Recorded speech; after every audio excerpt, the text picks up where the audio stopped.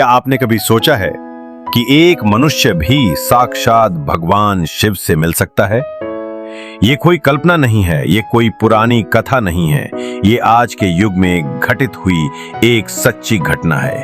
एक दिव्य संत, एक निष्कलंक आत्मा, परम पूज्य श्री प्रेमानंद जी महाराज के जीवन की।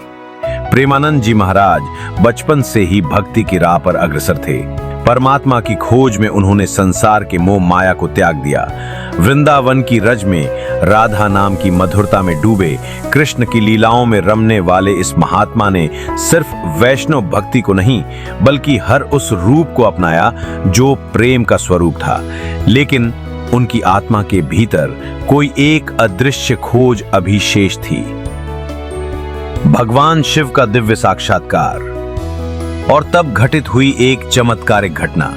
वृंदावन में एक दिन जब वे ध्यान की गहराइयों में लीन थे, जब मन, वाणी और शरीर सब शांत थे, तब उन्हें एक दिव्य प्रकाश दिखाई दिया।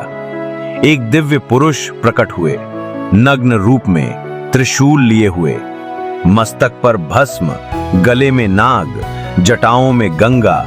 वे कोई और नहीं, स्वयं महादेव शिव शंकर थे। प्रेमानंद जी स्तब्ध रह गए।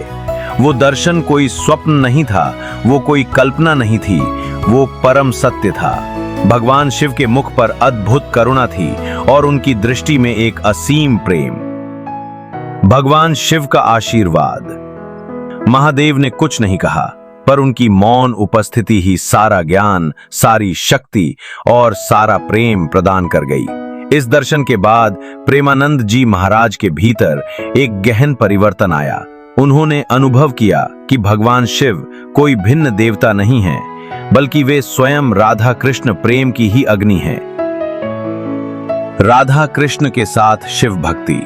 प्रेमानंद जी, जो राधा वल्लभ संप्रदाय के परम भक्त हैं, उन्होंने यह अनुभव साझा करते हुए कहा, भगवान शिव राधा रानी के प्रथम भक्त हैं।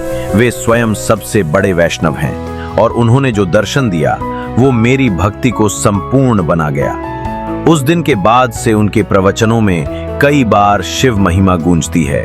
वे कहते हैं, शिव को पाना सरल है क्योंकि वो भोले हैं, भाव में बहते हैं, छल में नहीं।